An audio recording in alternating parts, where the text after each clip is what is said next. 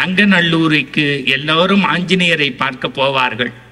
ஆனால் நான் போகிறது அந்த மிளகு சாதத்திலேயே என் கண்ணு இருக்கும். ஸ்ரீரங்கத்திற்கு எல்லாரும் பள்ளிகொண்ட பெருமாளை பார்க்க போவார்கள். ஆனால் என்னுடைய மனதிற்குள் அந்த புளியோதரையினுடைய வாசனை நின்று கொண்டே இருக்கும். இன்னும் சொல்ல போனால் எல்லோரும் குணசீலத்து பெருமாளை தரிசிக்க போவார்கள். என்னுடைய பாலிய பருவம் கொண்டே என்னுடைய எண்ணமெல்லாம் தயிர் சாதத்திலேயே இருக்கும். இன்னும் சொல்ல போனால் திருவண்ணாமலைக்கு எல்லோரும் ரமண மகரிஷி ஆசிரமத்திற்கு போவார்கள். நான் அங்கே மத்தியானம் நடக்கக்கூடிய சமபந்தி போஜனத்தை நினைத்து கொண்டே போவேன். எல்லோரும் திருப்பதிக்கு ரங்கநாதரை தரிசிக்க போவார்கள். என் பாலிய பருவம் முதற்கொண்டு நான் லட்டுவுக்கே என்னுடைய எண்ணம் இருக்கும். எல்லோரும் பழனி முருகனுக்காக போவார்கள். என் சிந்தனையெல்லாம் பஞ்சாமிர்தத்திலேயே இருக்கும். எல்லோரும் ஐயப்பன் கோவிலுக்கு போவார்கள். என்னுடைய சிந்தனை மட்டும் அரவண பாயசத்திலேயே இருக்கும். எல்லோரும் குருவாயூருக்கு போவார்கள். ஆனால் என்னுடைய சிந்தனை மட்டும் அந்த பால் பாயசத்தில் மட்டும். அங்கே மட்டும்தான் பேர் வச்சோன்னு குழந்தைங்க சொம்புல பால் கொடுப்பாங்க. அந்த மாதிரி பால் பாயசம் அமிர்தம்ங்கிறது எப்படி இருக்கணுங்கிறத குருவாயூரில் சாப்பிட்டு பார்க்கணும். அது என்னை மாதிரி சின்ன உடம்புங்கிறதான் நல்லா தெரியும். இன்னும் சொல்ல போனால் ஒரு சாப்பாடு எப்படி இருக்கணும் அப்படிங்கிறத நகரத்தார் வீட்டு குடமுழுக்கில் சாப்பிட்டு பார்க்கணும். அந்த மண்டி குழம்புன்னு வைப்பாங்க, அது என் வயிற்றை பார்த்தாலே உங்களுக்கு தெரியும். இதையெல்லாம் தாண்டி ஸ்ரீவில்லிபுத்தூர் பால்கோவாவும் சகடபுரம்னு இருக்கு மடத்திலேயே. அந்த மடத்தில் தரக்கூடிய சக்கரை பொங்கல் இருக்கு பாருங்க, தேன் இங்கே இருக்காது, இந்த இடத்துல நிற்கும். ஆனால் இது எல்லாத்தையும் விட சில சமயம் பெருமாளே பயப்படுற மாதிரி இருக்கும். பெருமாள் துண்டு மேலே போட்டிருக்க புளியோதரை மேலே அதுக்கு தண்ணி காட்டி பல வருஷம் இருக்கும் பட்டாச்சாரியா. ஏன்னா நம்ம சொல்றது நல்லது சொல்ற மாதிரி கெட்டதையும் சொல்லிடணும். சில இடத்துல ஆச்சாரியார் அந்த சாப்பாடு அந்த பிசைஞ்சு கொடுக்கும்போது நமக்கு சாப்பிடவே ஒரு மாதிரி யோசனையா இருக்கும். நான் வரிசையாக அப்படியே பெயர் பட்டியல் போட்டு வந்தேன். எனக்கு தெரிஞ்சு பிரசாதம் எங்கே சுத்தமாக கொடுப்பாங்கன்னா, வாழ்க்கையில் ஒரே ஒரு முறை யாராவது திருச்சிக்கு பக்கத்தில் திருப்புலாத்துறை தபோவனத்தில் போய் பார்த்தீங்கன்னா அந்த பிள்ளைங்களுக்கு அது சாப்பாடாக இருக்காது, மன்னிக்கணும், சரவண பவனோட சுத்தமாக இருக்கும். எனக்கு தெரிஞ்சு என்னுடைய 48 வயசில் 27 வருஷமாக ஊர் உலகம் நாடு நகரம் எல்லா இடத்துலையும் சுற்றிட்டேன். ஆனால் எனக்கு தெரிஞ்சு 2 வருஷமாக நிகழ்ச்சி நடத்துறது பெரிய விஷயம் இல்லை. 50 வாரங்களை கடந்து இது அவர் சொன்னார், இவர் 4வது தடவை இல்லை 40வது தடவை வரணும்னு. நான் 400வது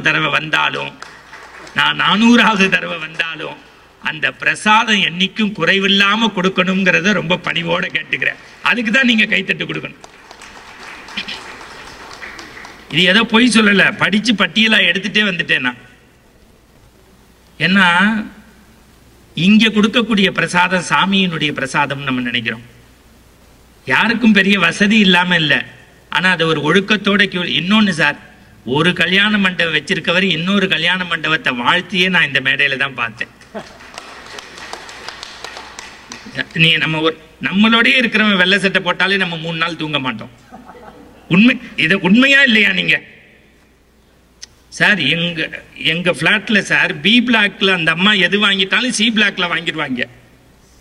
இந்த வீட்டுல கிரைண்டர் வாங்கினா அந்த வீட்டுல கிரைண்டர், இந்த வீட்டுல மிக்சி வாங்கினா அங்க மிக்சி, இங்க வாஷிங் மிஷின் அங்க வாஷிங் மிஷின், இல்லாட்டி கணவனை வெட்டி கொண்டுருவாங்க. ஒரு நாள் 3 மணிக்கு அந்த அம்மா எழுப்பி எனக்கு அது வேணுங்குது. அவங்க எய்த்தாப்புல ஒரு காலி மனம் வாங்கி வீடு கட்டுறதுக்கு ஜல்லி அரவ மிஷினுக்கு கொண்டு வந்து நிறுத்திருக்காங்க. அதை அந்த அம்மா வேணுங்குது. இதெல்லாம் புரிஞ்சாதான் சிரிக்க முடியும். இப்படி பக்கத்து வீட்டுக்காரனை பார்த்தே வாழக்கூடிய நம்ம உலகத்துல இந்த இடத்துக்கு மண்டபம் டிஎன்சி மணிவண்ணன் சார் கொடுக்கறதுல ஆச்சரியம் இல்லை. அதை ஒரு வேள்வியா பண்றாரு. ஆனா அவர் கேட்ட உடனே இந்த மண்டபமும் உங்க மண்டபமும் கொடுத்தாரு. அவருக்கு நான் நன்றி சொல்றேன். அவர் சொல்றாரு, அடுத்த தடவையில இருந்து 6 கூட்டம் இங்க நடத்துங்க, 6 கூட்டம் அங்க நடத்துங்கிறாரு. இந்த என்ன வரணும்ல. இவர் பிளெக்ஸ் கொடுத்தவருக்கு நான் கைத்தட்ட மாட்டேன். ஏன்னா அவர் இந்த நிகழ்ச்சிக்கும் ஸ்பான்சர் கொடுத்துருவாருங்கிற நம்பிக்கை எனக்கு இருக்கு. நீங்க தட்டுங்களேன், அட நல்லாதான் தட்டுங்களேன். அவர் சொல்றாரு, நல்ல ஆளதான் மணிவண்ணன் சார் செட் பண்ணி கொண்டு வந்திருக்காரு. போகும்போது நம்மளை காலி பண்ணி தான் சார். அந்த எண்ணம் வேணும் சார் மனுஷனுக்கு. எதுடா கொடைனா அவ்வைட்ட போய் கேட்டு பாருங்களேன். அறம் செய்ய விரும்புன்னு தான் சொல்றான். நீ செய்யாட்டி கூட பரவாயில்ல, செய்யணுங்கிற எண்ணம் வருது இல்ல. ஒரு 50 வயது நிறைவாத ஒரு இளைஞர் ஒரு ஆன்மீக நிகழ்ச்சிக்கு செய்யறேன்னு நினைக்கிறார்ல, நீங்க கடவுள் புண்ணியத்துல உங்க வீட்டுல எல்லா லட்சுமியும் எப்போதும் நிறைந்திருப்பா. அப்புறம் என் பக்கத்துல உள்ள நாகராஜன் சாரு தான் நான் ரொம்ப நன்றி சொல்லணும். ஏன்னா அவர் தான் இந்த அமைப்புக்கு இங்க போட்டிருக்காங்க பொருளாளர்னு. எனக்கு எங்க போனாலும் பொருளாளர் தான் முக்கியம். அதுவும் இந்த மாதிரி பேசாத பொருளாளரை ரொம்ப பிடிக்கும். எனக்கு என்ன பயமா இருக்கு, அவர் வெறுங்கையோட வேற வந்திருக்காரு, தருவாரோ மாட்டாரோ தருவாரோ மாட்டாரோ செக்கா அமைச்சிருவாரோ அப்படின்னு. எதுக்குன்னா அது சில இடத்துல சும்மாவே இருக்க மாட்டாங்க. நம்ம சில பேர் அதுக்காக தான் கல்யாண பத்திரிகையில பேரே போட மாட்டோம். ஆனா வந்து சண்டை போட்டு போவான், ஏன்டா என் பேர் போடலன்னு. நீ வரக்கூடாதுன்னு தான்டா போடல. ஆனா இவர் பொருளாளரா இருந்தும் அவர் வயது எவ்வளவு கடந்த வயது, ஆனா எளிமையா அவர் பாட்டுக்கு அடுத்த வார்த்தை என்கிட்ட, ஐயா நீங்க உட்கார்ந்து தானே பேசுவீங்க, எங்க பேச்சு எங்க மனசுல உட்காருதோ இல்லையோ நீங்களாவது உட்கார்ந்து பேசுங்கன்னு இறங்கி போயிட்டாங்க. அவருக்கு ஒரு கைத்தட்டு கொடுங்க, அற்புதம். ரைட். மணிவண்ணன் சாரை எல்லாருமே ஷிஃப்ட் போட்டு பாராட்டுவீங்க, அவர் தான் நடத்துறாரு, கோச்சுக்காதீங்க. அவரை விட செல்வந்தரையும் நான் பார்த்துருக்கேன், அவரை விட கல்வியாளர்களா வச்சிருக்கவங்களையும் நான் பார்த்துட்டேன். ஆனா அடுத்த தலைமுறை 3 பேரையும் தான் நாற்காலிக்கு பக்கத்துல சரிசமமா உட்கார்ந்து இருக்கக்கூடிய மனுஷனை நான் இன்னைக்கு தான் பார்க்கிறேன். அது ரொம்ப முக்கியம் இல்ல. நீங்க சில பேர் சார், எனக்கு எப்ப அவர் மேல ரொம்ப மரியாதை வந்துச்சுன்னா, சஞ்சீவி ராயன் சார் வந்து என்னை ஒரு சகோதரனா பாவிக்கிறதுனால நான் இதை சொல்றேன். அவர் ரொம்ப காலம் அவங்க கல்லூரியில தான் சார் வேலை பார்த்திருக்காரு. தான் கல்லூரியில வேலை பார்க்கிற யாரும் அடுத்த கல்லூரி வாதியார்கிட்ட பேசினாலே வீட்டுக்கு அனுப்பிச்சிருவாங்க. உண்மை. நமக்கு ஒன்றும் இங்கே பேசி ஒன்றும் ஆக போறதில்ல.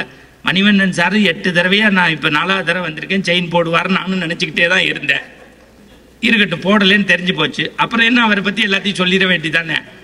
ஒரே ஒரு செய்தி, இன்னைக்கு சஞ்சீவி ராயன் வந்து யூனிவர்சிட்டியில இருக்கக்கூடிய அரசு உறுப்பு கல்லூரியில தமிழ் துறைக்கே ஒரு தலைவராக வரக்கூடிய தகுதியை பெற்று இன்னைக்கு எழுதி வச்சுக்கோங்க, இன்னும் 10 ஆண்டு நிறைவில் தஞ்சை தமிழ் பல்கலைக்கழகத்தினுடைய துணைவேந்தரா வரக்கூடிய வகையில எல்லா தகுதியும் பெற்றிருக்காருன்னா அது அவர் சிறப்பு இல்லை. அவரை பத்தி ஜெகன் சார் என்கிட்ட அவங்க வீட்டு கொல்ல பக்கம் கதவை திறந்தா இவ்வளவு பெரிய குழி இருக்கான்.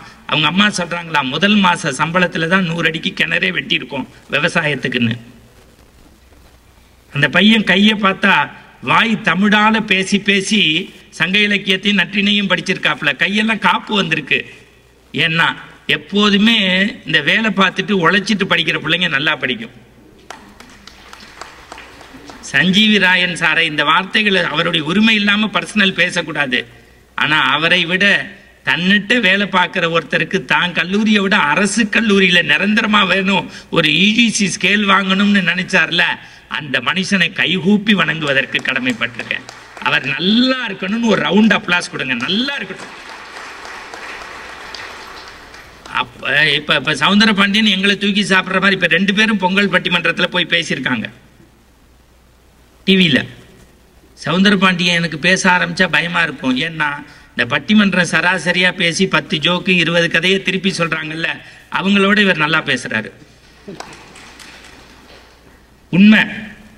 அவங்க நம்ம ஊருக்காரங்கள நம்ம உங்க ஜெகன் இருக்காரு பாருங்க, எழுத்தாளர் எஸ் ராமகிருஷ்ணன் தமிழ்நாட்டில் எனக்கு தெரிஞ்சுங்க ஜெயகாந்தனுக்கு பிறகு ஆண்மையுள்ள ஒரு எழுத்தாளர் யாருன்னா எஸ் ராமகிருஷ்ணன்.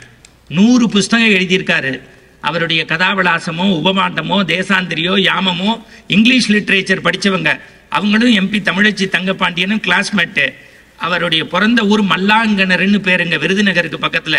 சின்ன வயசுல விளையாடும் போது மேப்ல பார்த்திருக்காரு.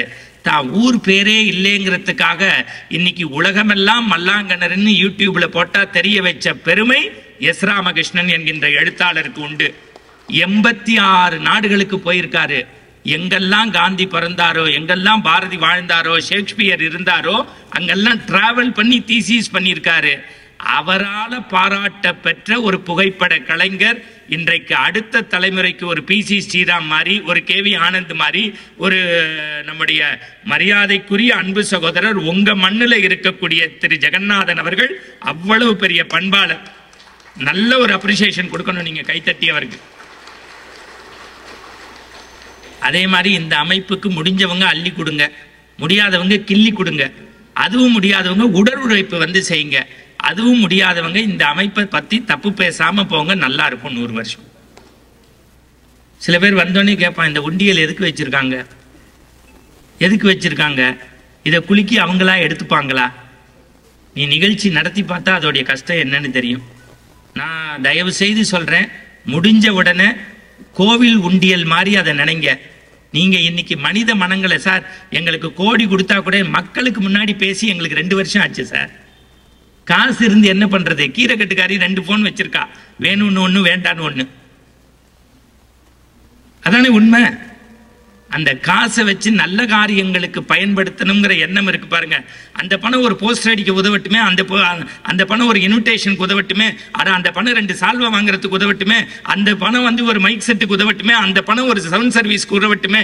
தயவு செய்து அது நல்ல காரியத்துக்கு உங்களால முடிஞ்சதை செய்யுங்கன்னு இந்த அமைப்பில் ஒருவராக உங்களை கைகூப்பி கேட்டுக்கொள்கின்றேன். பின்னாடி ஒருத்தர் சொல்றாரு, இவன் பையில இருக்க 500 ரூபாயை போடாம விடமாட்டான் போல இருக்க. உங்க எல்லாருக்கும், ஏன்னா இதெல்லாம் நம்மளுடைய கடமை. இனிமேல் நான் ராமாயணம் பேசி, பெரிய புராணம் பேசி, சிலப்பதிகாரம் பேசி, நவீன இலக்கியங்கள் பேசி பெருசா உங்க செவிகளுக்கு செய்யணும்னு ஆசை இல்லை. நல்ல விஷயத்த சொல்லணும்ல, அது நம்மளுடைய கடமை இல்லை. ஏன்னா எல்லா இடத்துலையும் நம்ம பார்க்கிறோம் அதே மேடை, அதே அமைப்பு. எனக்கு தெரியும். ஆனா அவர் கீழே உட்கார்ந்துருந்தார், ஜெகநாதன் சார் கூட்டு வாங்க மேடைக்குன்னாரு. அப்பயே இவர் சொல்லிட்டாரு, இல்ல சார் நீங்க இங்க உட்காருங்க நடுவுலன்னாரு. அடுத்த ஒரு வார்த்தை சொல்றாரு, இங்க யாருக்கும் நாற்காலி மேல ஆசை இல்லைன்னாரு. அந்த ஆசை இல்லாததனால்தான் ஆன்மீகத்தில் ஆனந்தத்தில் பேசுவதை நாங்கள் பெருமையாக இல்லை, கௌரவமாக நினைக்கிறோம். இது வந்து உதடுபூர்வமாக சொல்றதில்லை, இல்லை இதை எழுதி வச்சு இதுக்கு அடுத்து இதை சொல்லணும் அப்படிங்கிற குறிப்போட வர்றதில்லை, மனசுல இருந்து சொல்லணும்னு நினைக்கிறோம். இவர் சொல்றாரு, அதுவும் 4வது தடவை இவர் வராரு. இப்ப அதை கேட்டாங்களா அவங்கள யாராவது? திருக்குறள் முனுசாமி என்ன பண்ணிட்டாரு, அவருடைய 80வது வயசுல முன்னுரையில ஒரு ஜோக் சொல்லிட்டாரு.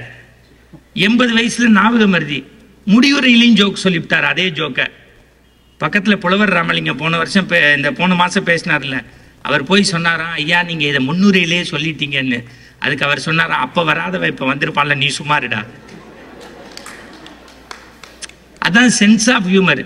இவர் 3வது தர வரார். நான் கீவா ஜான்னு ஒருத்தர் இருந்தாரு, உங்களை மாதிரி பெரிய மனிதர்களுக்கு தெரியும், ஸ்காலர்களுக்கு. அப்பெல்லாம் சென்னையில் 6 மணிக்கு ட்ரெயின் ஏறினா மறுநாள் காலைல 7 மணிக்கு தான் திருச்சிக்கே போகும். 5:30 மணிக்கு ரயில்வே ஸ்டேஷன்ல போய் இறங்கியிருக்காரு. செக்ரட்டரி மாலையோட ஓடி வந்திருக்காரு. கீவாஜா சொன்ன அடுத்த வார்த்தை, காலையிலே மாலை வந்ததேன்னு இருக்காரு. எப்படி பாருங்க, காலையிலே மாலை வந்ததேன்னு இருக்காரு. மேடைக்கு கூட்டி போயிருக்காரு. பொருளாளர் தான் அவரை பத்தி அறிமுக உரை 3/4 மணி நேரம் பேசியிருக்காரு. பேசிட்டு சொல்லியிருக்காரு, நானும் கீவாஜாவும் கூட படித்தவர்கள். கீவாஜா வருவது 3ஆம் தரம்னு. கீவாஜா மைக்கிட்ட போனாரா, நானும் உங்க பொருளாளரும் என் கூட படித்தவர், ஆனால் உங்கள் பொருளாளர் என்னை விட கூட படித்தவர், அதனால்தான் 3/4 மணி நேரம் பேசுறாரு. அடுத்த வார்த்தை சொன்னாரா, நான் இந்த சபைக்கு வருவது 3ஆம் தரம், நான் இந்த சபைக்கு வருவது 3ஆம் தரம், என் பேச்சு முதல் தரமாக இருக்கும். அந்த மாதிரி ஹியூமர் சொல்றதுக்குலாம் இன்னைக்கு ஆள் இருக்கா? சென்ஸ் ஆஃப் ஹியூமர், டைமிங் சென்ஸோட, ஆன் த ஸ்பாட், எக்ஸ்டெம்பரா. சும்மா சொன்னதையே சொல்லி, தயவு செய்து நான் சொல்றேன், அடுத்த ஒரு 1 மணி நேரம் 1.25 மணி நேரம் உங்க மனசை என் பக்கத்துல கொடுத்துருங்க, தயவு செய்து சொல்றேன். ஆனா உங்களுக்கான புதிய செய்தியா கண்டிப்பா நான் சொல்றேன். தயவு செய்து கோச்சுக்காதீங்க, பாரதி கண்ணம்மா மாதிரி இழுக்க மாட்டேன். பக்கத்துல அவர் கேட்டுக்கிறாரு. அவர் தான் சொன்னாரு, நான் உங்க ரசிகர்னு. அதை பார்க்காதவர் வரைக்கும் உங்க திருவடியை தொழுகிறேன் சார். சார் நீங்க அவன் எப்போதுமே அன்பா பேசியே நான் பார்க்கல சார். அந்த சீரியல்ல குளிக்க போனாலும் கோவமா போறான், சாப்பிட போனாலும் கோவமா தான் சார் போறான். அவன் பொண்டாட்டியும் சேருவாங்களாங்கிறது ஆண்டவனுக்கு தான் சார் தெரியும். ஆனா எல்லா வீட்லயும் அதை பார்த்துக்கிட்டே தான் சார் இருக்கான். உண்மையா இல்லையா? நீங்க சார் போன வாரம் ஃபுல்லா கிரைண்டர் மாவுல அரைக்கிறதையே ஒரு வாரம் எபிசோடா ஓட்டிட்டான் சார். அதையும் நம்மால் வெக்கம் இல்லாம பார்த்தோம் சார். உண்மை. சார் சொல்றாரு, நானும் பார்த்துக்கிட்டு இருக்கேன் அப்படிங்கிறாரு. இல்லாட்டி அங்கெல்லாம் சோறே கிடையாது. வாணி ராணின்னு ஒண்ணு போடுறாங்கல்ல சார், இப்ப வரைக்கும் அதுல எத்தனை ஹஸ்பண்ட்னு என்னால கண்டுபிடிக்க முடியல சார். அதில் ராதிகா தான் நடிக்குது, அது வேற விஷயம். அது புரிஞ்சா சிரிச்சுக்கங்க, அது இல்லாட்டி சார் நான் இப்போ இந்த ரன்னிங் கமெண்ட்ரின்னு சொன்னீங்கல்ல, நான் ஒரு 8 வருஷத்துக்கு முன்னாடி மலைக்கோட்டையிலேருந்து விநாயகர் சதுர்த்திக்கு கமெண்ட்ரி பண்ணிக்கிட்டு இருக்கேன். ஒருத்தர் ராதிகா ஃபோட்டோவை பக்கத்தில் வச்சுட்டான் சார், விநாயகருக்கு பக்கத்தில். என்னப்பான்னு கேட்டால் சித்தி விநாயகர்ன்ட்டான். அப்போ சித்தின்னு ஒரு சீரியல், இதெல்லாம் புரிஞ்சாதான் சத்தியமாக சொல்கிறேன், சித்தி விநாயகர்ன்ட்டான். எனக்கு ஹார்ட் அட்டாக்கே வந்துருச்சு. எப்படி சார் நீங்கள் இவங்கள்ட்ட போய் ஒரு ஆன்மீக விஷயத்தை 50 வாரத்தை கடந்து நடத்தியிருக்காங்கல்ல, யார் பேரையாவது நான் விட்டுருந்தேன்னா மன்னிப்பு என்னுடையது. எல்லாரும் நல்லா இருக்கணும்னு ஒரு கைத்தட்ட, அந்த அமைப்பே நல்லா இருக்கட்டும் சார், நல்லா சார், அதுதான் நம்ம செய்கிற மகிழ்ச்சி. ரைட். இதெல்லாம் எதுக்கு நடத்துகிறோம்? அவர் கல்வி நிலையம் நடத்துகிறாரு. நான் ரொம்ப எனக்கு காமராஜரை ரொம்ப பிடிக்கும். ஏன்னா அவர் தான் MBA படிக்கலை. ஆமாம் சார், அதனால தான் பையனுக்கு சோறு போட்டால் பள்ளிக்கூடத்துக்கு வருவான்னாரு. அவர் எழுதியிருக்காரு. இது எல்லாம் அவனா வாசகம் சொல்கிறான். ஒரு கோவில் கட்டினா இந்துவுக்கு மகிழ்ச்சி, மசூதி கட்டினா இஸ்லாமியனுக்கு மகிழ்ச்சி, தேவாலயம் கட்டினா கிறிஸ்துவனுக்கு மகிழ்ச்சி, ஒரு ஏழை பிள்ளைக்கு கல்வி கொடுத்தா கடவுளுக்கே மகிழ்ச்சின்னா. ஏன்னா MBA படிக்காதனால அவர் தெளிவா சொல்லிட்டாரு. இதைத்தான் பின்னாடி பாரதி அப்பயே சொன்னாமோ, காமராஜருக்கு முன்னாடி, அன்ன சத்திரம் 1000 வேண்டாம், ஆலயம் 16,000 வேண்டாம், அங்க ஒரு ஏழை சிறுவனுக்கு எடுத்தறிவித்தல்னு. நீங்க DNC காலேஜ்லயும் நான் போய் 2-3 தடவை அங்க ஃபீஸ் கட்ட முடியாத அந்த பெண் பிள்ளைங்க படிச்சு அந்த வீட்டுல விளக்கு எறியும் போது உங்களை நினைப்பாங்கல்ல, அந்த ஒரு தர்மம் உங்க எல்லா தொழிலையும் காப்பாற்றும். எனக்கு ரொம்ப மகிழ்ச்சியா இருக்கு. நிறைய பெண்கள் சகோதரிகள், அதுவும் பிக் பாஸை விட்டுட்டு வந்திருக்கீங்கும் போது நீங்க எல்லாம் பெரிய பாஸ். நான் உண்மையிலுமே கமல் மேல கேஸ் போடலாமான்னு பாக்குறேன் சார். அவன் பேசுறதே எழவு எனக்கு புரியல சார், சத்தியமா சொல்றேன். அதுல ஏதாவது ஒரு ஆரோக்கியமா, எனக்கு அவருடைய நடிப்பு அன்பே சிவம் பார்த்திருக்கேன், குணா பார்த்திருக்கேன், மகாநதி படம் அந்த சிட் ஃபண்ட் நடத்தி அட வச்ச நடிகர் சார். இல்லன்னு நான் சொல்லல, அந்த பிக் பாஸ் கன்றாவியா குடும்பத்தில் உட்காந்து பார்க்க முடியல சார். ஆனா அதுக்கு மத்தியில இப்படி ஒரு 400-500 பேர் உட்கார்ந்து கேட்கறீங்கிறதே நான் சத்தியமா சொல்றேன், இது ஏதோ மாதாந்திர கூட்டம் மாதிரி தெரியல, ஒரு மாநாடு மாதிரி இருக்கு. ஆனா ஒன்னே ஒண்ணு, நீங்க அரசியல்ல நின்றாதீங்க, நின்னா கட்சிக்கு தலைவன் ஆக்கிடுவாங்க உங்களை. ஏன்னா இப்ப 2 பேர் போனா கட்சிங்கிறாங்க, 5 பேர் போனா கூட்டம்ங்கிறாங்க, 50 பேர்னா மாநாடே நடத்திட்டாங்கிறாங்க. அதுவும் தர்மபுரியில 500 பேரை காசு இல்லாம கூட்டுறது ரொம்ப பெரிய விஷயம். இது புரிஞ்சா புரிஞ்சுக்கங்க, அவ்வளவுதான் நான் சொல்லுவேன். அதுல ஒருத்தர் சிரிக்கிறாரு, இவன் வில்லங்கத்தை வெளியில விடாம போக மாட்டான்னு. எனக்கு என்ன மகிழ்ச்சினா, உங்க எல்லாரையும் கைகூப்பி வணங்கி மண்ணும் மரபுகள்னு ஒரு பெரிய தலைப்பு கொடுத்திருக்காரு சார். எனக்கு கொடுத்தது பெருசு இல்ல, படிக்க வைக்கிறீங்க. அதெல்லாம் படிச்சு பேசுறதெல்லாம் அவ்வை நடராஜன் காலோடத்தோட போயிடுச்சு, கீவாஜாவோட போயாச்சு, ஜஸ்டிஸ் இஸ்மாயிலோட போயாச்சு. ராதாகிருஷ்ண மாதிரி ஒரு பேச்சாளர்லாம், இவருடைய கைடு ஈஸ்வரன் சாரு. ராதாகிருஷ்ணன் திருச்சியில் ஒருத்தர் குடுமி வச்சு பேசுவாருங்க. இங்க கம்பன் கடகத்து செயலர்னு போட்டிருந்தாங்க ஐயாவை. தசரத சக்கரவர்த்தி விண்ணுலகத்துக்கு போனானா, எல்லா தேவர்களும் முனிவர்களும் எந்திரிச்சு நின்னாங்களாம். தசரத சக்கரவர்த்தி நினைச்சானா, வன்மை இல்லையோர் வறுமை இல்லையே, வரியன் ஓம்பும் ஒரு செல்கதி இனிது காத்த அரசு செய்கிறான்னு ஒரு ஏழை விவசாயி பார்க்கிற மாதிரி நான் அரசு செஞ்சேனே, எனக்கு பெருமை நினைச்சு இப்படி தேவர் முனிவர்கள்லாம் எந்திரிக்கிறான்னா. ஒரு முனிவர் சொன்னானா, இது உனக்கான மரியாதை இல்லை, நாங்கெல்லாம் காலைல எந்திரிச்சு குளிச்சு யார ஐயா ஐயான்னு கும்பிடுறோமோ அவனை நீ பையா பையான்னு சொல்றிய, அந்த ராமனை பெற்றதுக்காக இந்த மரியாதை என்னன்னா. அந்த மாதிரி ஒரு ஸ்பீக்கர்லாம் கிடையாது, மண்ணும் மரபும்னு தலைப்பை கொடுத்து விட்டாரு. நீங்க நம்ப மாட்டீங்க, ஒரு 3 நாளா இதோடைய தூங்கியிருக்கேன். இதோடைய சார், தமிழ்நாட்டிலே எழுதப்பட்ட மங்கள மரபுன்னு ஒரு புஸ்தகம் சார், வானதி பதிப்பகம் போட்டிருக்காங்க. நீங்க இதெல்லாம் கேட்டீங்கன்னா நமக்கு ஹார்ட் அட்டாக் வந்துடும். ஆமா, கொடுத்த காசுக்கு வேலை வாங்குற ஒரே அமைப்பு நீங்க தான். நான் இப்படி படிச்சிருந்தா என்னைக்கோ PhD 3 தடவை வாங்கியிருப்பேன். அறம் செய்ய விரும்பல ஆரம்பிச்சு எப்படி வேட்டி கட்டணும், எப்படி துண்டு போடணும், எப்படி திருநீர் பூசணும், எப்படி கோவிலுக்கு போகணும், எப்படி பழஞ்சோறு சாப்பிடணும், எதுக்கு மாவளை கட்டணும், எதுக்கு தோரணம் கட்டணும், எதுக்கு காலில் விழணும், எதுக்குள்ள கோவிலுக்கு போகணும், ஏன் அர்ச்சனை பண்ணணும், ஏன் சதுர்காய் விடணும், அதை விட ஏன் பழைய சோறு சாப்பிடணும், மறந்துடாதீங்க, ஏன் விருந்துக்கு போகணும், ஏன் திருமண வீட்டுக்கு போகணும், எல்லாத்தையும் தாண்டி அப்படி சாவு வீட்டுக்கு எப்படி, அந்த சடங்கு எப்படி, எல்லாத்தையும் சேர்த்துட்டு அப்படி கிட்டத்தட்ட ஒரு 41 தலைப்புல நம்மளுடைய மரபுகளை பத்தி எழுதியிருக்காங்க சார். இந்த 41 மங்கள மரபுகளை சரியா கடைபிடிக்கிறது 2 நாடு தான் சார். ஒன்னு இந்தோனேஷியா, இன்னொன்னு இலங்கை. மறந்துடாதீங்க. இலங்கையில இருக்கக்கூடிய ஒவ்வொரு தமிழனும் தேவாரத்தையும் திருவாசகத்தையும் சரியா சொல்றான் சார். இந்த புஸ்தகம் படிச்சேன் சார், திருநீற்று பெருமைன்னு. ஏன்னா இதுல சொல்றாங்க மங்கள மரபுல எதிரானா திருநீரை பத்தி எழுதியிருக்கார் சார். ஒரு சின்ன பையன் 35 வயசு பிரிச்சு மேய்ஞ்சிட்டான் சார், சதீஷ்குமார்னு. நான் உடனே அவரை கூப்பிட்டு போன்ல பேசிட்டு கண்டிப்பா நீ ஆன்மீகத்தில் ஆனந்தம் பேசணும்னு சொல்லியிருக்கேன் சார். அந்த பையன் எழுதுறான், இந்த பெருமை எனக்கு சேரக்கூடாது, அவருக்கு தான் சேரணும். பழனியில ஒரு லண்டன்காரன் வந்திருக்கான், திருநீர் பாக்கெட்டை எடுத்து இப்படி திருப்பி திருப்பி பார்த்திருக்கான். கடைக்காரன் கேட்டிருக்கான், என்னப்பா பாக்குறேன்னு. இல்ல நாங்க எந்த பொருள் வாங்கினாலும் எக்ஸ்பிரி டேட்டு பார்ப்போம் அப்படின்னு இருக்கான். அதுக்கு கடைக்காரர் சொல்லியிருக்கான், உலகத்திலேயே எக்ஸ்பைரி டேட் இல்லாத ஒரே பொருள் திருநீர் மட்டும்தான் இருக்கான். இந்த ஒரு செய்தி போது நான் இன்னைக்கு படிச்சதுக்கு. அடுத்த வார்த்தை அவன் சொல்லியிருக்கான், வாட் இஸ் த யூஸ்? இதை நான் பூசுறதுனால எனக்கு என்னடா நன்மைன்னா உன்னுடைய எக்ஸ்பைரி டேட்டு தள்ளி போகும்டான் இருக்கான். இந்த ஒரு செய்திக்கு நான் ₹1,00,000 கொடுக்கணும் சார். இந்த ஒரு செய்தி போதும் புதிய செய்திக்கு. அதை பூசிட்டாலே ஆணவம் வராதுங்கிறான். எப்படிரா இந்த மண்ணுக்குள்ளன்னா வாளி இருந்தார்ல, ஏன் இப்ப மணிவண்ணன் சாரை வந்து ஷிஃப்ட் போட்டு பாராட்டுறதோ இல்ல கையெடுத்து கும்பிடுறதோ வணங்குறதோ, அவர் வந்து வாசல்ல நின்று எங்களை கூட்டி வரணும்னு ஒரு அவசியமும் கிடையாது. எழுதுறாரு கவிஞர் வாலி. வாலியுடைய வாழ்க்கை வரலாறு புஸ்தகத்தை நெல்லை ஜெயந்தா நிறைய இடத்துல தொகுத்து எல்லாம் பண்ணிட்டாரு. இந்த மண்ணை பத்தியும் மரபை பத்தியும் எழுதுறாரு.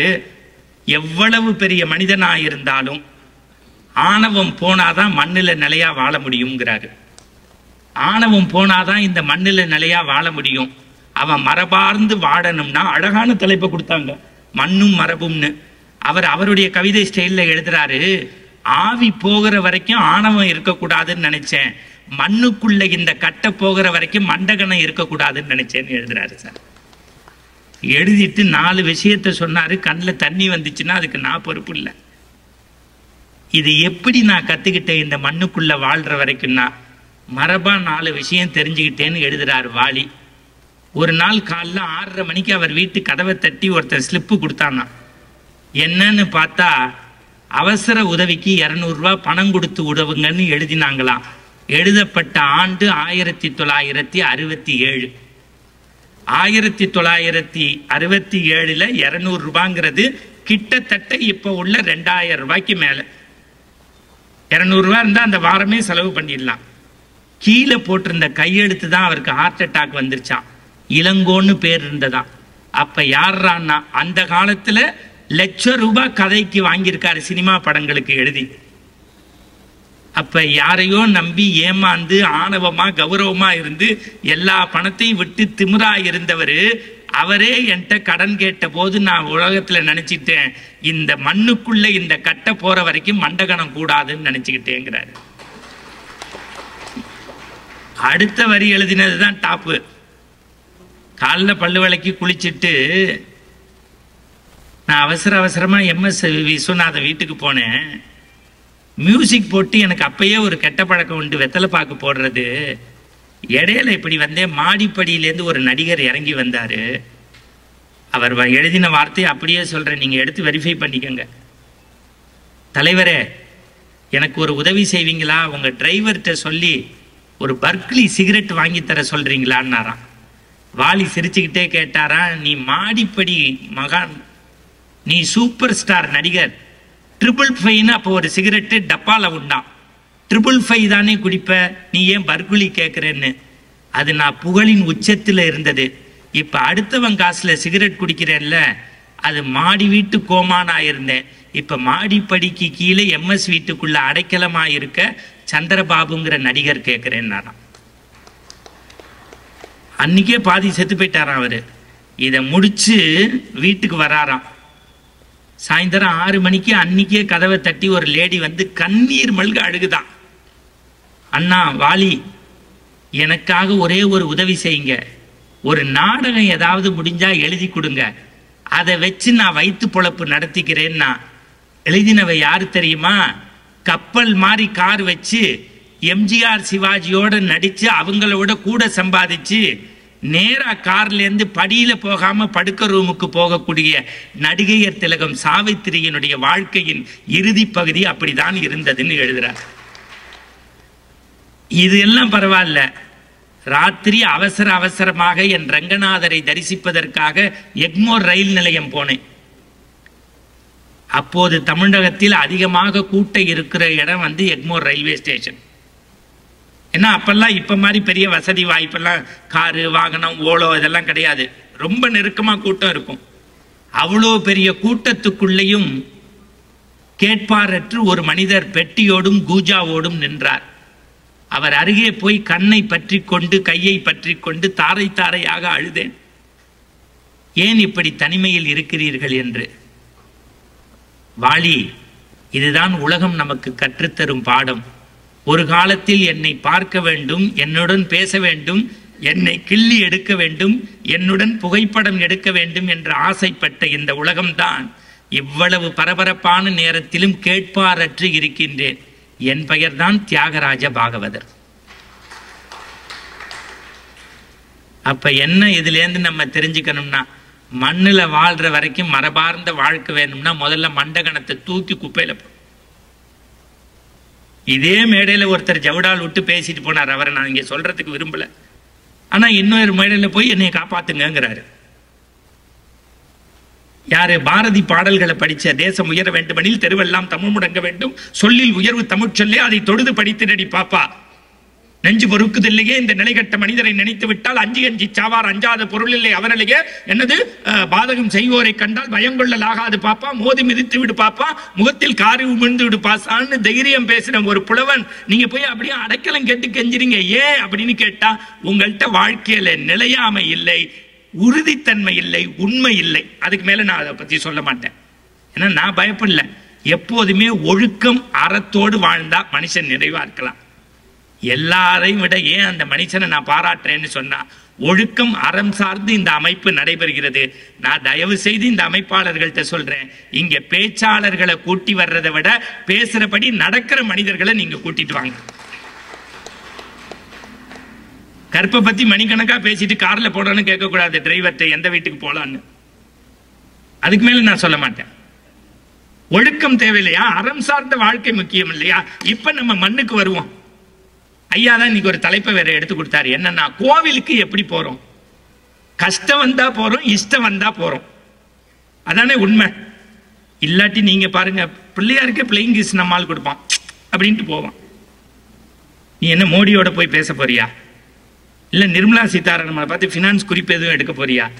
2 நிமிஷம் நின்றுட்டு போ, இல்ல பேசாம போ. நீங்க நம்ப மாட்டீங்க, நான் ஒவ்வொரு பிரதோஷத்துக்கும் ஓரிகை போவேன், தேனம்பாக்கம் போவேன், காலைல மயிலாப்பூர் போவேன். என் சகோதரிகளுக்காக சொல்றேன். இத்தனை சகோதரிகள் வந்திருக்கீங்க. அங்க நீங்க மயிலாப்பூர் ஓதுவார் மாதிரி இந்த சிவபுராணம் சொல்ல முடியாதுங்க. கான்ல தேன் மாதிரி இருக்கும்.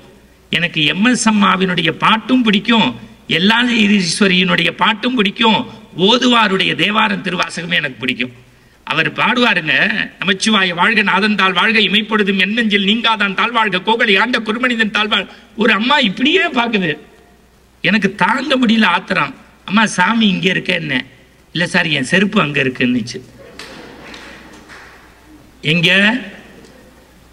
மயிலாப்பூர் கோவிலுக்குள்ள வந்து எதை துறக்கிறதுக்கு? பற்ற துறக்கிறதுக்கு கோவிலுக்குள்ள வந்திருக்க. இல்ல எங்க ஆத்து மாமா வாங்கி கொடுத்த புது செருப்பு 400 ரூபாய் வாசல்ல இருக்கு. அடுத்த வார்த்தை பக்கத்துல மாமி சொன்னிச்சு, அதுதான் டாப்பு. இது தெரிஞ்சுதான் நான் பையில போட்டு கையிலேயே எடுத்துட்டு வந்துட்டேன்னுச்சு.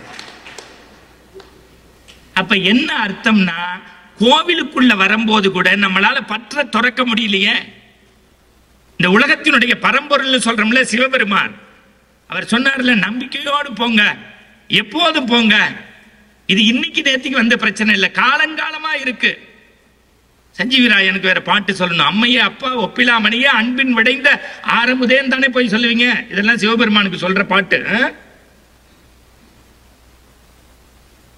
முருகப்பெருமான் கேட்டாரா, அப்பா நீ ரொம்ப தப்பு பண்ற. ஏன்னா நம்ம ஊர்ல ஒன்று, திருவாரூர்ல பிறந்தா முக்திம்பாங்க, காசியில இறந்தா முக்திம்பாங்க, திருவண்ணாமலையில நினைச்சாலே முக்திம்பாங்க, காளகத்திக்கும் நம்முடைய அற்புதமாக திருச்சியில இருக்கக்கூடிய ஜலகண்டேஸ்வரரை போய் பார்த்தா முக்திம்பாங்க. இப்படி ஒரு மரபு நம்ம ஊர்ல வச்சிருக்கோம், ஒரு லிஸ்ட். முருகப்பெருமான் கேட்டாரா, நீ ஒரு தப்பான ஒரு விஷயத்தை பரப்பிட்டப்பா, இந்த காசி கங்கை ராமேஸ்வரம் இந்த மாதிரி புண்ணிய நதிகள்ல போய் குளிச்சா வீடு பேரு கிடைச்சிரும்னு நம்ம மரபார்ந்த விஷயத்தை நம்புறான். எங்க காசி கங்கை ராமேஸ்வரம் இதெல்லாம் குளிச்சுட்டா பாவம் போய் நேரா வீடு பேர் வந்துடும் நம்புறான். ஏற்கனவே நம்ம ஊர்ல அதிகமா இருக்கிறது ரியல் எஸ்டேட் தான். இங்க ஒன்னும் தெரியல, எல்லா கட்டாந்தரையும் இப்ப நம்ம நிலமெல்லாம் போட்டு வித்து வீடாக்கிட்டோம். விண்ணுலகத்திலையும் கூட்டம் தாங்களேன்னாலாம். முருகப்பெருமானுக்கு சிவபெருமான் சிரிச்சுக்கிட்டே கொஞ்சம் பொறுமையா இருடான்னு பார்வதியை பார்த்தாதான். பார்வதி சொன்னாலாம், அவங்க அப்பா சொல்றதுல 1000 அர்த்தம் இருக்கும், இங்க வாடான்னு சொல்லி விநாயக பெருமான், முருகன், சிவபெருமான், பார்வதி 4 பேரும் கிளம்பி வந்து நாடோடி கதைகள்னு ஆன்மீக புஸ்தகம் இவ்வளவு இருக்கு. அதை எடுத்து நீங்க படிச்சு ஓலைச்சுவடி மாதிரி ஆயிடுச்சு. இப்ப அந்த புஸ்தகம் ரீபிரிண்டே கிடையாது, எல்லாம் அப்படி எடுக்க எடுக்க ஏடா வருது. அதனால்தான் நான் படிக்கும் போது எங்க அப்பா எங்க பணம் வச்சாலும் எடுத்துருவேன். அஞ்சாரப்பட்டியில வச்சா எடுப்பேன். அந்த காலத்துல சாலிடர் டிவி தான், பிளாக் அண்ட் ஒயிட். அதுக்கு கீழே பூஸ்டருக்கு கீழே எங்க அம்மா வைப்பாங்க, எடுத்துருவேன். செல்ஃப்ல வச்சா எடுத்துருவேன். எங்க அப்பா கடுப்பாயிட்டாரு, எங்க வச்சாலும் உன் பிள்ளை எடுக்கிறான்னு. அப்புறம் கடைசியா எங்க அம்மா சொன்னாங்க, அவன் எடுக்காத இடம் பாட புஸ்தகம், அதுல வைங்க, எடுக்கவே மாட்டான் அப்படின்னாங்க. இதெல்லாம் புரியணும். அதனாலதான் அதுக்கு பேரு நூல்னு பேரு, இதுக்கு பேரு மரம்னு பேரு. இந்த மரத்தின் கோணலை சரி செய்கிறது தச்சனின் கைநூல். மரத்தின் கோணலை சரி செய்வது தச்சனின் கைநூல். மனிதனின் மனத்தின் கோணலை சரி செய்வது புலவனின் கைநூல். பட்டினத்தார் பட்டினத்தடிகள் ஒரு பாடல் சொல்றார். அவரே திருக்காலத்திக்கு போறார். திருக்காலத்தி இறைவனை பார்க்கிறார், காலத்தி அப்பரை பார்க்கிறார். அங்க அவர்கிட்ட சொல்றார், நான் எப்படிப்பா உனக்கு அடிமையாக முடியும், உன்னுடைய ஆளா நான் எப்படி ஆகிறது? நான் சிறு தொண்டர்னு இருந்தார். அவர் என்ன பண்ணாரு, தன்னுடைய பிள்ளையையே அறுத்து சிவபெருமானுக்காக கறி சமைத்து கொடுத்தார். வாளால் மகவு அறிந்து ஊட்டவல்லேன் அல்லேன். நான் அது மாதிரி என்னால் செய்ய முடியுமா? நான் பெற்ற பிள்ளையை நானே வாளால் அறிந்து இறைவனுக்கு தர என்னால முடியுமா? முடியாதுப்பா. மாது சொன்ன சூழால் இளமை துறக்க வல்லேன் அல்லன். மனைவி சொல்லிட்டாங்கிறதுக்காக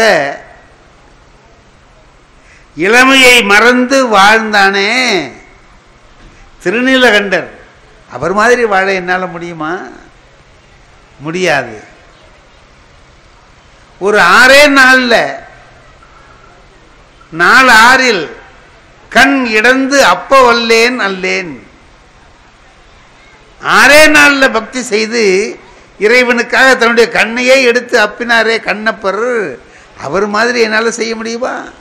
முடியாதே என்று சொல்லிட்டு சொல்றார், ஆளாவது எப்படியோ காலத்தி அப்பருக்கு, நான் எப்படி ஆளாக போகிறேன் என்று அவர் சொல்றார். நாம் இப்போ இந்த 3 பேர் என்ன அப்படி பண்ணாங்கன்னு கொஞ்சம் பார்க்கலாம். அந்த 3 பேரும் செய்த தியாகம் என்ன? மகாத்மா காந்தி சொல்றார், உலகத்தில் 7 பாவம் இருக்குன்னு சொல்றார். நேர்மை இல்லாத வியாபாரம், கொள்கை இல்லாத அரசியல், பண்பாட்டை தராத கல்வி, இதெல்லாம் பாவம்னு சொல்லிட்டு வர்றார். 7 சொல்றார். அதில் கடைசியாக 7ஆவதா என்ன சொல்றாருன்னா, தியாகம் இல்லாத வழிபாடு பாவம்னார். தியாகம் இல்லாமல் வழிபாடு செய்வது பரிகாரம் காண முடியாத பாவம். அப்போ ஒரு தியாகம்ங்கிறது ரொம்ப முக்கியம் இல்லையா? பொதுவாக நாம் கடவுள்கிட்ட போகிற போதே விநாயகர் பெருமான்கிட்ட போய் நிற்கிறோம், கற்பக விநாயகர்கிட்ட நிற்கிறோம்னு சொன்னால் ஏதாவது நமக்கு வேணுங்கிறத கேட்டுட்டு தான் நிற்கிறோம். எனக்கு அது வேணும் இது வேணும் அப்படின்னு சொல்லிட்டு கேட்குறோம், கேட்டுக்கொண்டே நிற்கிறோம். ஆனால் உண்மையான பக்தன் என்பவன் எதை கொடுக்கலாம்னு பார்ப்பானா,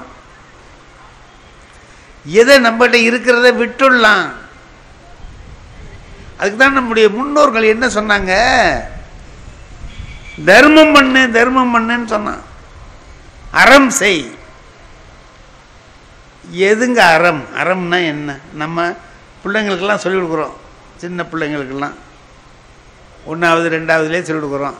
அறஞ்செய்ய விரும்பு, ஆறுவது சினம் நம்ம சொல்லிக் கொடுக்குறோம். ஔவையார் சொன்னதை சொல்கிறோம். அறஞ்செய்ய விரும்புன்னு இந்த 1ஆம் கிளாஸ் படிக்கிற பிள்ளை 2ஆம் கிளாஸ் படிக்கிற பிள்ளைக்கு சொல்கிறோமே, அந்த பிள்ளைக்கு அறம்னா என்னன்னு தெரியுமா? அறம்னா அந்த பிள்ளைக்கு என்னன்னு தெரியுமோ? தெரியாது. நாமளாவது சொல்லிக் கொடுக்குறோமோ? கிடையாது. ஆனால் அந்த வரியை மனப்பாடம் பண்ணி வச்சுக்கிறோம். அந்த வரியை மனப்பாடம் பண்ணி வச்சுக்கிட்டா பின்னால் அதனுடைய விளக்கம் தெரியும். இன்னமும் எனக்கு அறம்னா என்னன்னு தெரியல. ஆமாம், நான் என்னென்னமோ அறம்லாம் பார்த்துட்டு வர்றேன். அப்போ அறம்னா என்ன சுருக்கமாக சொல்லு அப்படின்னாக்கா என்னால் சொல்ல முடியல. ஏன்னா ஒவ்வொருத்தரும் ஒன்று ஒன்று அறம்னு சொல்லிக்கிட்டே இருக்கிறாங்க. திருமூலரே 4 அறம் சொல்றாருல்ல, யாவர்க்கும் ஆம்ங்கிறார், எல்லாருக்கும் முடியுங்கிறார், யாவர்க்கும் ஆம் ஆவர்க்கும் ஆகும்னு அர்த்தம். யாவர்க்கும் ஆம், இறைவர்க்கு ஒரு பச்சிலை. எல்லாராலையும் முடியுமப்பா. ஒரு பச்சிலையை பறிச்சுட்டு சிவலிங்கத்து மேலே போடுறது, விநாயகருக்கு மேலே போடுறது, சரி அருகம்புல்லை கொண்டு விநாயகர்கிட்ட போடுறது. யாவர்க்குமாம் இறைவர்க்கு ஒரு பச்சிலை. அது செய்ய முடியலன்னா இன்னொன்று சொல்றார். அடுத்தது, யாவர்க்குமாம் பசுவுக்கு ஒரு வாயுரை. எல்லாராலையும் முடியும். என்ன? பசுமாட்டுக்கு ஒரு பிடி புல்லை பிடுங்கி அது வாயில் கொடுத்துட்டு போகலாம். இது எல்லாராலையும் செய்ய முடிஞ்ச தர்மம்.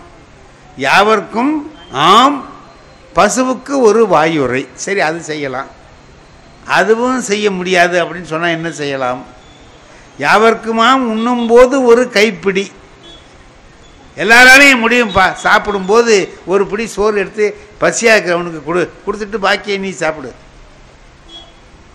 என்னால் அதுவும் முடியாதுங்கிறான் ஒருத்தர். அப்போ ஒன்று செய்ய. இது எல்லாமே அறம்தான், தர்மந்தான். இது எல்லாமே முடியலன்னா ஒன்று செய். யாவர்க்குமாம் பிறருக்கு இன்னுரை தானேன்னு சொன்னார். மற்றவங்ககிட்ட கொஞ்சம் சிரித்து பேசுகிறா. சில பேருக்கு அந்த முகமே கிடையாது, சிரிப்பே வராது அவனுக்கு. யாரை பார்த்தாலும் கடுகடு கடுகடுன்னு பேசுவான். ஆமாம், பொண்டாடிக்கிட்டையும் கடுகடுன்னு பேசுவான், பிள்ளைகிட்டையும் கடுகடுன்னு பேசுவான், அவங்க அப்பாக்கிட்டையும் பேசுவான், எல்லாத்தையும் அப்படி தான் பேசுவான். அவர் சொல்கிறார், கொஞ்சம் இனிமையாக பேசப்பா, அதுவே ஒரு தர்மம்னு விட்டார். இப்போ தர்மம்னா எதை சொல்கிறது? நம்ம பிள்ளைக்கு 2வது கிளாஸ் படிக்கிற பிள்ளைக்கு நம்ம சொல்லிக் கொடுக்குறோமே அறஞ்செய்ய விரும்புன்னு. இப்போ அறம்னா என்னன்னு புள்ள கேட்டால் நம்ம என்ன சொல்லுவோம்? பரந்த பொருள் உடையது. சுருக்கமாக சொன்னால் நல்லது செஞ்சால் அறம். நல்லது என்னென்ன செய்கிறியோ அதெல்லாம் அறம். நல்ல காரியம் செஞ்சின்னா தர்மம்னு அர்த்தம். ஒருத்தன் என்ன பண்ணிவிட்டான், சாவு இது வரைக்கும் கொடுத்ததே இல்லை யாருக்குமே எதுவுமே கொடுத்தது இல்லை. சாக போகிறான், நிறைய சொத்து இருக்குது, நான் எல்லாத்தையும் தர்மத்துக்கு எழுதி வச்சிட போகிறேன்ட்டான். பத்திரிகை நிருபர்கள்லாம் கோடி கோடியாக வச்சிருக்கிறாரு. என்னென்ன தர்மம் செய்ய போகிறாருன்னு தெரியலையே. பள்ளிக்கூடத்துக்கு எவ்வளோ கொடுக்குறாரு, கோயிலுக்கு எவ்வளோ கொடுக்குறாரு தெரியலையே. விசாரித்து எழுதுவோம்னுட்டு கேட்டான். எல்லோரும் வரிசையாக உட்காந்து இனிமேல் ஆளுக்கு ஒரு மைக்கு வேறு வைப்பானா போலாம். அதெல்லாம் வச்சு என்னென்ன தர்மம் செய்ய போகிறீங்கிறதெல்லாம் சொல்லுங்கள். நான் என்ன சொன்னேன், நீங்கள் என்ன கேட்குறீங்கன்னு. இல்லை தர்மத்துக்கு கொடுக்க அட என் பொண்டாட்டி பேர் தர்மம்யா, தர்மாம்பான்னு பேர். நான் தர்மம்னு தான் சொல்லுவேன். அவள் பேருக்கு அதான் நீ எழுதி வைக்கலனாலும் அவளுக்கு தானடா போகுது. அது தர்மம் இல்லை. தர்மம்னா எது என்கிட்ட இருக்கிறது என்னுடையது இல்லைன்னு எடுத்து எப்போ கொடுக்குற மனசு வருதோ அது தர்மம். நான் இப்போ ஒருத்தர் பிச்சைக்காரர் வர்றார், அவர் நம்மகிட்ட கேட்குறார், நாம் அவருக்கு ஒரு ரூபா எடுத்து கொடுக்குறோம் இல்லை? இப்போ என்ன நினச்சோம், அந்த ஒரு ரூபா நம்மகிட்ட இருந்த பணத்தை இது நம்மளோட இல்லைன்னு நினச்சானே எடுத்து அவர்கிட்ட கொடுக்குறோம். எப்போ ஒருத்தனுக்கு தன்னிடம் இருப்பதை தன்னுடையது அல்ல என்று எடுத்து மற்றவர்களுக்கு கொடுக்குற மனசு வருதோ அப்போ அவன் தியாகி ஆகிறான்.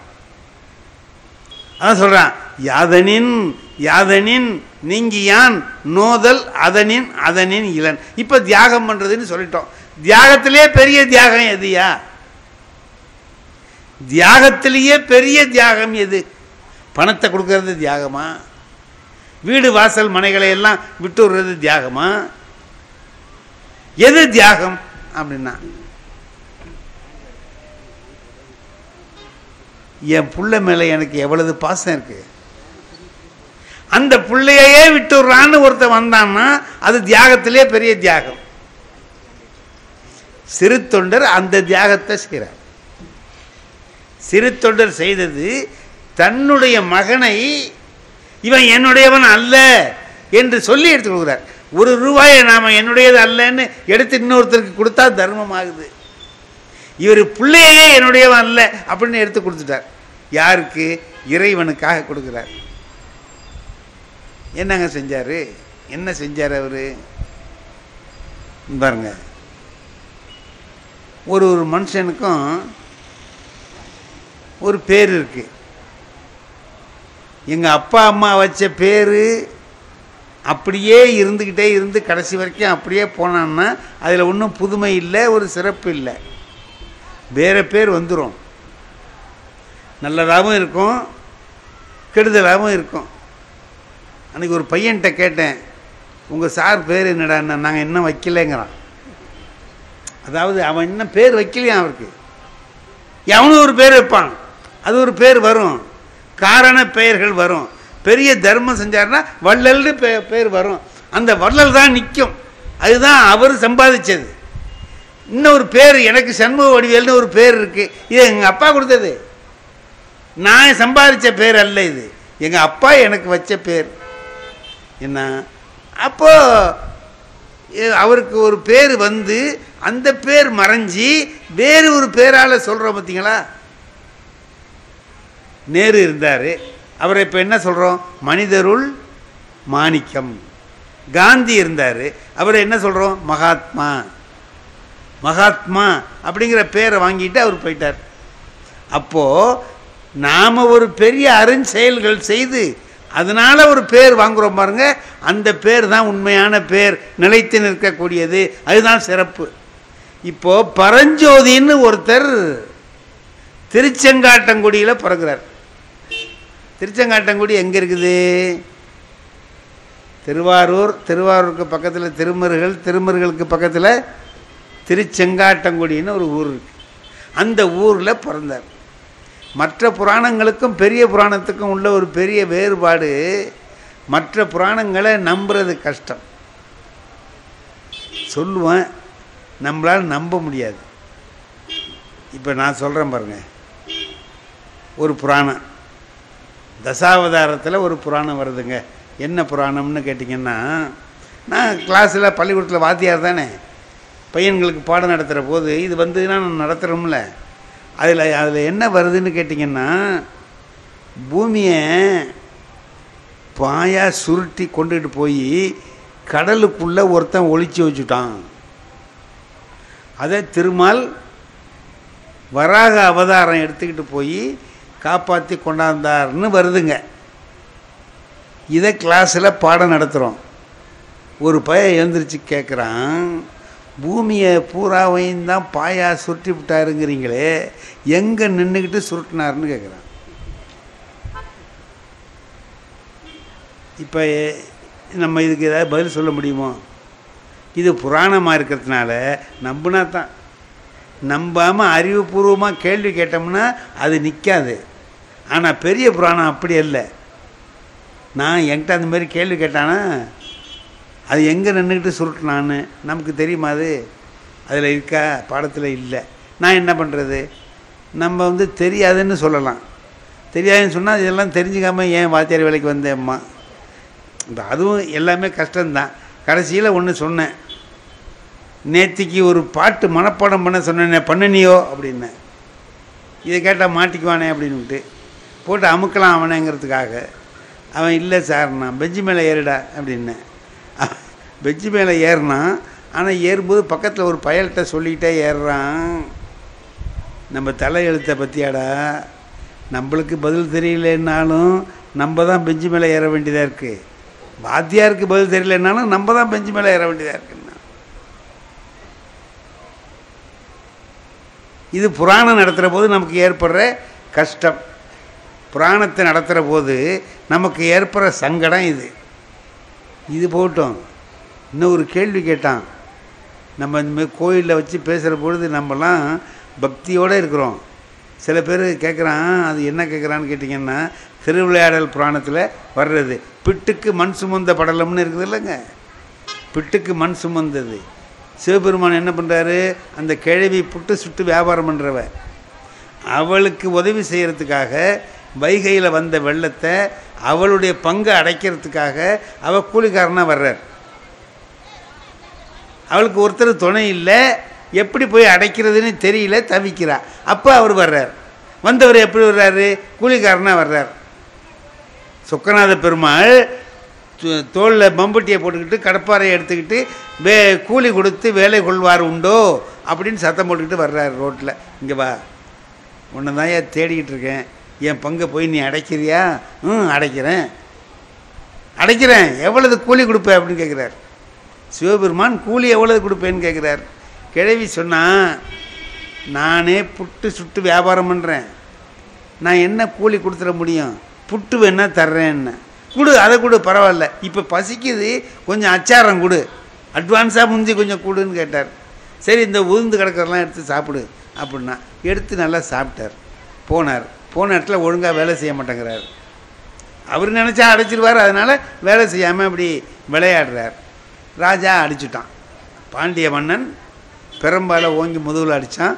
அதில் என்ன எழுதுகிறார், அதை எழுதின பரஞ்சோதி முனிவர் என்ன எழுதியிருக்கார், அவர் மீது பட்ட அடி உலக உயிர்கள் எல்லாவற்றின் மீதும் பட்டதுன்னு எழுதுகிறார்.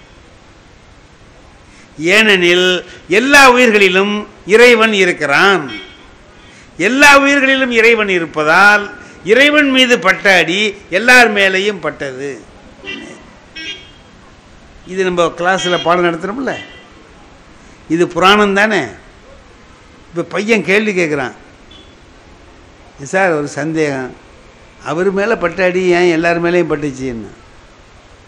அதான்டா, எல்லா உயிர்கள்லையும் இறைவன் இருக்கிறாங்களடா, இறைவன் மேலே பட்ட அடி எல்லார் மேலேயும் பட்டுச்சு. அப்போ அவர் புட்டு தின்னார்ல, அது ஏன் எல்லார் வயிற்றுக்கும் போகலைன்னு கேட்டான். போயிருக்கும்டான்னு அது ஏன் எழுதலை. இப்போ இந்த புராணங்களை நடத்துகிற போது இந்த சங்கடங்கள் வருதில்ல. பெரிய புராணத்தில் பார்த்தீங்கன்னா எந்த ஊரில் நடந்தது வரலாறு மாதிரி அது வராது. சேக்கிழார் பெருமான் அதை வரலாறாகவே எழுதியிருக்கிறார். ஆகையினால நம்ம எதை கேட்டாலும் அதில் விடை சொல்ல முடியும்.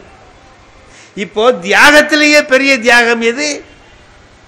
குழந்தையை தியாகம் பண்ணுவது. தன்னிடம் உள்ள ஒரே பயலை, அவனை தவிர வேற கதி இல்லை அப்படின்னு இருக்கிறவங்க தியாகம் பண்ணுறது.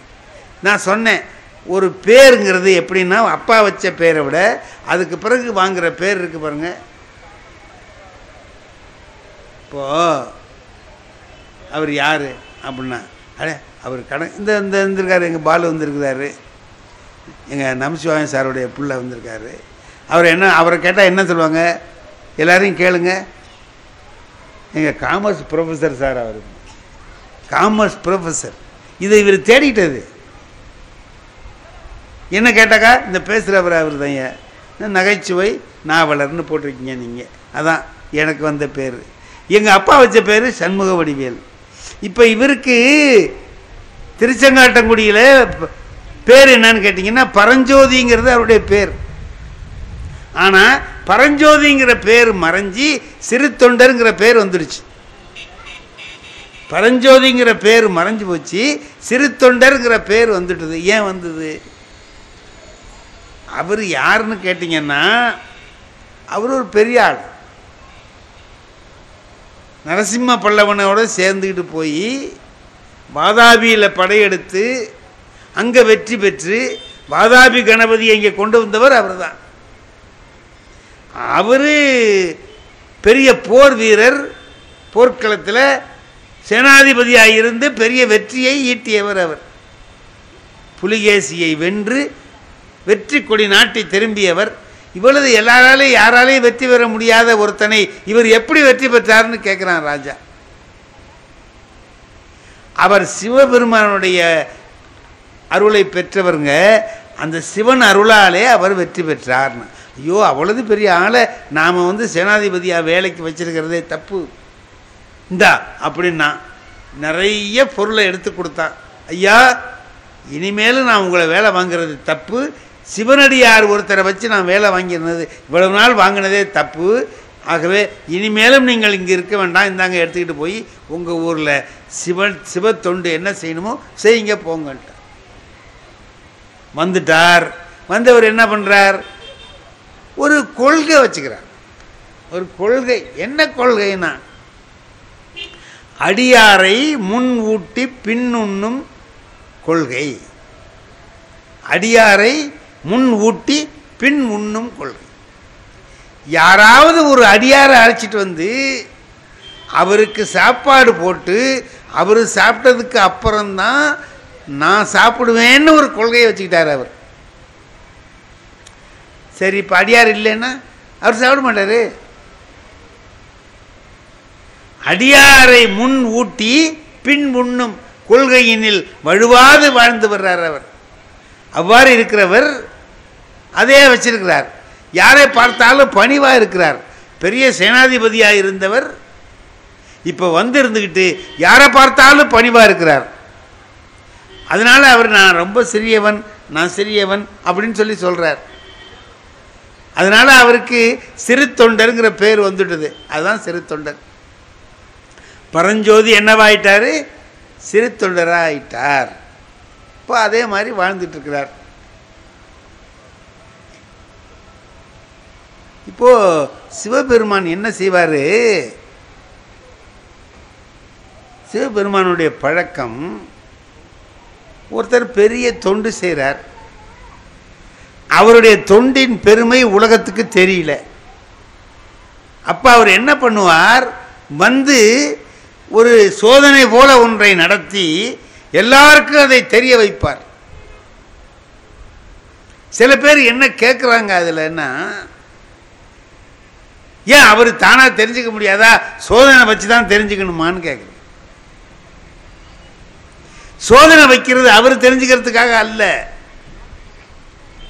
உலகத்துக்கு காட்டுறதுக்காக. உலகம் அவருடைய பெருமையை தன்னுடைய தொண்டனுடைய தொண்டின் பெருமையை உலகத்திற்கு காட்டுவதற்காக அவர் வர்றார். இப்ப என்ன ஆச்சு? தினம் ஒருத்தர் அழைச்சிட்டு வர்றது. சாப்பாடு போடுவார். சாப்பாடு போட்ட பிறகுதான் அது 10 பேர் வந்தா ஒருத்தருக்கு தான் போடுவார், 100 பேர் வந்தாலும் போடுவார். ஒருத்தருக்காவது சாப்பாடு போட்டுட்டு தான் அவர் சாப்பிடுவார். முன் ஊட்டி பின் உண்ணும் கொள்கை அவருடைய கொள்கை. அதுமாரி இருக்கிறார். சேர்க்கிறார். இதை சொல்றார், ரொம்ப அற்புதமாக சொல்றார். இது சிவபெருமானுடைய திருவடி இணை கீழ் சென்று அணைய. இவருடைய பெருமை எல்லாம் அவருக்கு திருவடி கீழே போய் சேர்ந்தது. இப்போ அவர் பார்த்தார், இவரை உலகறிய செய்ய வேண்டும், இவருடைய புகழை உலகம் பூரா நாட்ட வேண்டும், என்ன செய்யலாம் பார்த்தார். அவனு செஞ்சார். உமாதேவிக்கு தெரியாமல் கைலையிலிருந்து புறப்பட்டாருங்கிறான். ஏன் உமாதேவியாருக்கு தெரியாமல் புறப்பட்டார் அப்படின்னு சொன்னா, அந்த அம்மாவுக்கு தெரிஞ்சா இந்த சோதனையை செய்ய விட மாட்டாங்களாம். பிள்ளைய கறி சமைக்கிறதுக்கு எந்த தாயாவது ஒத்துக்குவாளா? ஒத்துக்க மாட்டான். அவங்களுக்கு தெரியாம இவர் எங்கேயோ போற மாதிரி கிளம்பி வந்தார்.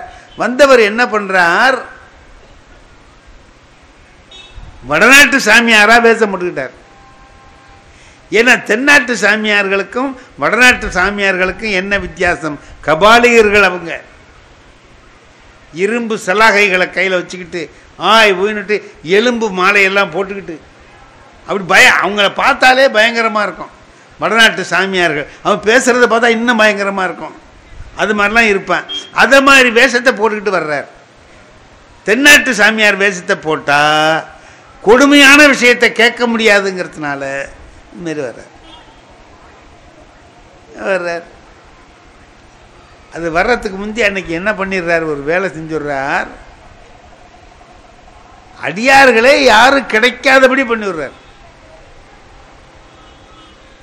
அடியார்களே கிடைக்கல, எங்க பார்த்தாலும் தேடுறார். மத்தியானம் 1 மணி ஆச்சு, 2 மணி ஆச்சு, எப்பவும் அடியார்கள் அவங்களே வருவாங்க, ஒருத்தரும் இல்லை. எங்கெங்கேயோ போயிட்டான் எல்லாரும். இப்போலாம் அடியார்கள் கிடைக்கிறது ரொம்ப கஷ்டமாக இருக்கு. ஆமாங்க ஐயா, எங்கள் அப்பாவுக்கு நான் நினைவு நாள் செய்கிற போது 2 பேரை கூப்பிட்டு வந்து சாப்பாடு போடுவேன். ஒரு 10 நாளைக்கு முன்னாடி நினைவு நாள், ஒருத்தரை போய் கூப்பிட்றேன், நேற்றுக்கே சொல்லியிருக்கப்படாதாங்கிறான் அந்த ஆள். ஏன் நான் வேறு இடத்துல ஒத்துக்கிட்டேங்கிறேன். நான் போய் கூப்பிட்டா வரமாட்டாங்களா சாப்பிடத்தானே, ஏன்னா ஆள் கிடைக்கிறது இப்போ டிமாண்டாக இருக்குது. அப்போவே கிடைக்கல, சிறு தொண்டர் கடந்து அலைகிறார். இல்லை போயிட்டு வர்றார், யாராவது வந்தாங்களான்ட்டு வீட்டுக்கு வர்றார். இல்லைங்களே என்ன. இப்போ இவர் சாப்பிடலன்னா அவர் மனைவி சாப்பிட மாட்டாங்க. அந்த காலத்துலலாம் அப்படி இருந்திருக்கு. அவர் சாப்பிடலன்னா அவர் மனைவி சாப்பிட மாட்டாங்க. அவங்க சாப்பிடலன்னா அந்த வீட்டில் இருக்கிற வேலை செய்கிற வேலைக்காரி சாப்பிட மாட்டா. அந்த வீட்டில் அவர் மனைவி பேர் என்ன தெரியுமா, திருவெண்காட்டு நங்கை. அந்த வீட்டில் இருக்கிற வேலை செய்கிற பெண்ணுக்கு சந்தனமாதுன்னு பேர் இருக்காங்க. இவர் அந்த வீட்டுக்கு வர்றார். அவர் தேடிக்கிட்டு வெளியில் போயிருக்கிறார். இவர் இங்கே வர்றார். இதுதான் சிறு தொண்டர் இல்லமோ அப்படின்னு ஒரு சவுண்டு கொடுக்குறார்.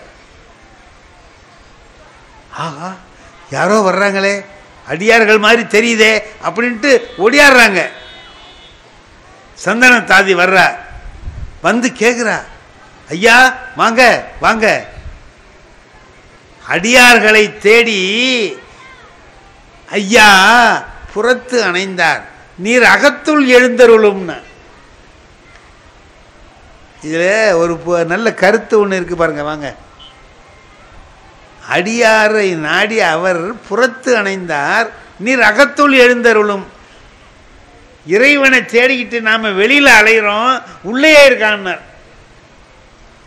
நமக்குள்ளேயே அவன் இருக்கிறான், தெரியாம நாம வெளியில போய் தேடிக்கிட்டு இருக்கிறோம் அப்படின்னு சொன்ன. அவர் புறத்து அணைந்தார், நீர் அகத்துள் எழுந்தருளும். அதுக்கு இவர் சொல்றார், மாதரார் தனித்து வைகும் மனைதனில் யாம் புகுதோம். பெண்கள் தனியா இருக்கிற இடத்துக்கு நாங்க வரமாட்டேன். சாமியார்லாம் அந்த காலத்துல அப்படி இருந்திருக்காங்க. இந்த தகவல் உங்களுக்கு பிடிச்சிருந்தா லைக் பண்ணுங்க, உங்க ஃப்ரெண்ட்ஸுக்கு ஷேர் பண்ணுங்க, மறக்காம எங்க சேனலுக்கு சப்ஸ்கிரைப் பண்ணுங்க.